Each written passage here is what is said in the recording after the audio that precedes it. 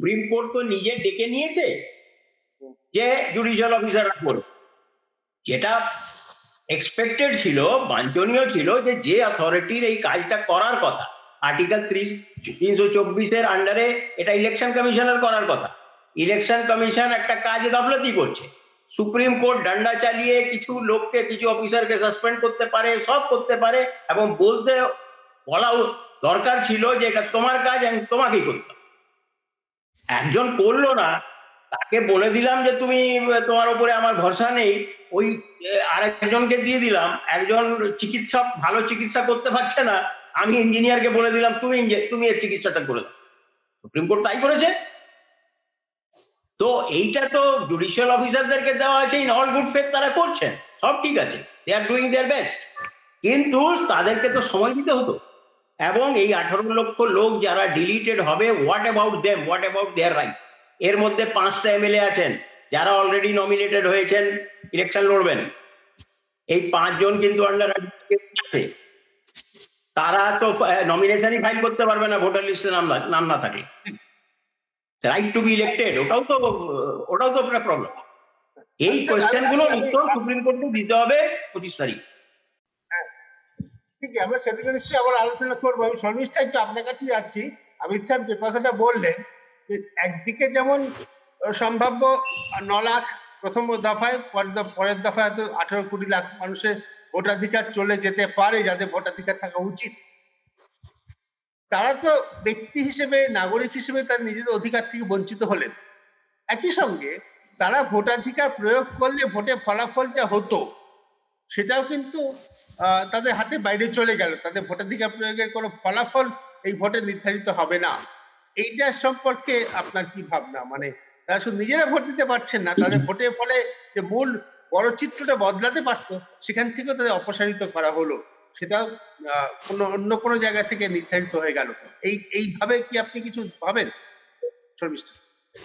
হ্যাঁ, আমরা যদি এনআরসির ক্ষেত্রে আসামকে ল্যাবরেটরি ধরি, যে আসাম যেমন এনআরসি ল্যাবরেটরি, সেখানে প্রথমে দেখা হয়েছে এনআরসি করলে কি হয়, তারপর সেটা প্রয়োগ করা হচ্ছে গোটা ভারতবর্ষে, সেটা যেমন ধরি, তেমনি আপনি যে ভোটের মানে যাদের নাম ভোটার তালিকা থেকে চলে গেল, যারা ভোটার হিসেবে ভোট দিতে পারলে হয়তো ভোটের ফলাফল অন্যরকম হতে পারতো, এই যে ব্যাপারটা, এটারও একটা ল্যাবরেটরি হিসেবে কিন্তু আগে পরীক্ষা হয়ে গেছে মহারাষ্ট্র এবং হরিয়ানা।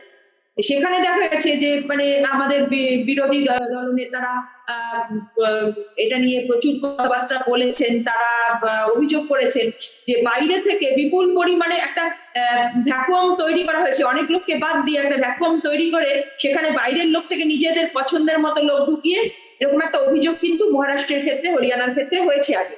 এবার এটাই এসআইআর এর মাধ্যমে গোটা ভারতে, কর্ণাটকে হয়েছে বিপুল সংখ্যক লোকের নাম ভোটার তালিকা থেকে বাদ হয়ে গেল এবং সেখানে ঢুকলো অন্য লোকেরা, একটা মানে পুল, একটা গোটা মানে যে পুল অফ ভোটার্স, তারা একটা নির্দিষ্ট পার্টিকে ভোট দেবে। এরকম কিন্তু ঘটনা এর আগে ঘটেছে, প্রচুর অভিযোগ হয়েছে।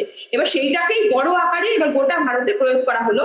এবং এই যে পশ্চিমবঙ্গে যেভাবে এসআইআর এর মধ্যে দিয়ে এনআরসি কে করিয়ে নেওয়া হচ্ছে, এটাও কিন্তু পরবর্তীকালে এই মডেলটা গোটা ভারতে প্রয়োগ করা হবে বলে আমাদের আশঙ্কা।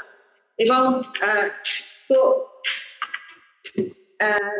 এই যে বিষয়টা, তো এখানে মানে আগামী দিনে মানে অনন্তকাল ধরে কোনো একটা নির্দিষ্ট পলিটিক্যাল পার্টি যাতে রাজত্ব করতে পারে, তাদেরকে যাতে হারানো মানে কেউই আর হারাতে না পারে, তার জন্য মানে নির্দিষ্ট করে এই মানে এইটা আমাদের আশঙ্কা। আপনি মানে যেটা বলছেন যে এখনো যেহেতু আমাদের হাতে রেজাল্টটা আসেনি, আমরা নির্দিষ্ট করে বলতে পারছি না, কিন্তু এটাই আমাদের আশঙ্কা বা আমাদের এই যা যা ঘটনাক্রম আমরা দেখতে পাচ্ছি, সেখান থেকে এটাই মনে হচ্ছে যে প্রত্যেকটা রাজ্যে এভাবে ভোটারদেরকে ইচ্ছে মতো চেঞ্জ করে, মানে ভোটার যে পুলটা সেটাকে ইচ্ছে মতো চেঞ্জ করে নির্দিষ্ট দিকে ভোটের গতিটাকে একটা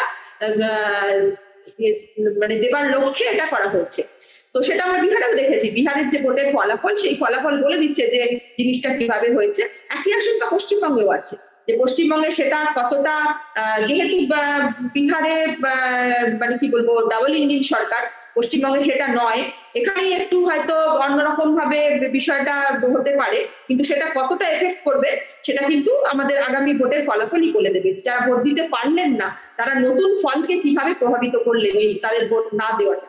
এবং আরো একটা জিনিস আমরা দেখতে পেয়েছি, এই যে খসড়া তালিকা বেরোবার পর বা প্রথম যে 58 লক্ষ যাদের বাদ দেওয়া হয়েছে তাদের বাদ দেওয়ার পর ফর্ম 6 এবং ফর্ম 7 কে নিয়ে যেভাবে ব্যবহার করা হয়েছে, ফর্ম 6 এ যারা অ্যাপ্লাই করলেন, আমার পরিচিত বেশ কিছু জন যারা ফর্ম 6 এ অ্যাপ্লাই করেছেন তাদের রিজেক্টেড হয়েছে। হ্যাঁ, অথচ রিজেক্টেড হওয়ার কোনো কারণ তাদের ছিল না, তারা সমস্ত কিছু ডকুমেন্ট তাদের সঙ্গে রয়েছে, সবকিছু তারা ঠিকঠাক ফিল আপ করেছেন, অথচ তাদের সেটা রিজেক্টেড হয়েছে। ফর্ম 7 নিয়ে আমরা সংবাদ মাধ্যমে প্রচুর ঘটনা দেখেছি যে যেহেতু আমাদের এখানে বিজেপি একটা অবিজেপি সরকার রয়েছে, তাদের লোকজন আর কি হাতে নাতে ধরে ফেলেছেন যে ফর্ম 7 এর অপব্যবহার হচ্ছে, সেই ব্যাপারগুলো যে ঘটেছে। তার থেকে একটা জিনিস তো যতটাই ধরা পড়ার আড়ালেও, যেহেতু অনলাইনে করার একটা প্রভিশনও দেওয়া হয়েছিল, যে ফর্ম 7 দিয়ে প্রচুর লোক ঢোকানো এবং ফর্ম 6 দিয়ে লোক ঢোকানো এবং ফর্ম 7 দিয়ে ইচ্ছে মতো লোকদেরকে, যাদেরকে বার করবে বলে ওরা নির্দিষ্ট করে রেখে দিয়েছে তাদেরকে বার করা। ফলে এইটা যে একটা ভ্যাকুয়াম তৈরি করা এবং সেই ভ্যাকুয়ামটাকে পূরণ করা হয়েছে নিজেদের ইচ্ছা মতো একটা ভোটার পুল তৈরি করে, এটা তো অবশ্যই ভোটকে প্রভাবিত করবেই। সেটা বিজেপি সরকার যতটা কন্ট্রোল করতে পারবে, কিন্তু এটা স্বাভাবিক চেহারা কিন্তু হবে না, কখনোই হবে না এটা ভোটের ক্ষেত্রে। আর এনআরসি মানে যেটা হচ্ছে যে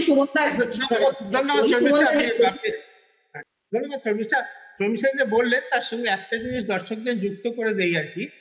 ফর্ম 7 মানে হচ্ছে, ফর্ম 6 মানে হচ্ছে আমি আমার নাম ভোটার তালিকায় তুলতে চাই, ফর্ম 7 মানে হচ্ছে শর্মিষ্ঠার নাম ভোটার তালিকায় আছে কিন্তু আমি ওকে বাদ দিতে চাই। ফর্ম 7 কে দিতে পারেন? যে শর্মিষ্ঠাকে চেনে, ওর পরিবারকে চেনে বা কাছাকাছি ছিল। আগে নিয়মটা ছিল যে একই বুথের ভোটার হতে হতো এই আপত্তি জানানোর জন্য। এটা আমাদের দেশের গণতন্ত্রের প্রহরীরাও খেয়াল করেননি, এই নিয়মটাকে বদলে দেওয়া হয়েছে। একই বিধানসভা কেন্দ্রের যে কোনো ভোটারই সেটা করতে পারেন। বিধানসভা কেন্দ্রে পশ্চিমবঙ্গে 1.5 লক্ষ, 2 লক্ষ, 2.5 লক্ষ ভোটার থাকে। অর্থাৎ আমি সম্পূর্ণ অপরিচিত একজন কোনো মানুষের সম্পর্কে বলতে পারি না উনি ওনার সম্পর্কে আপত্তি আছে, উনি এখানে ভোটার না, ওরা একটা ফর্ম জমা দিয়ে দিতে পারি।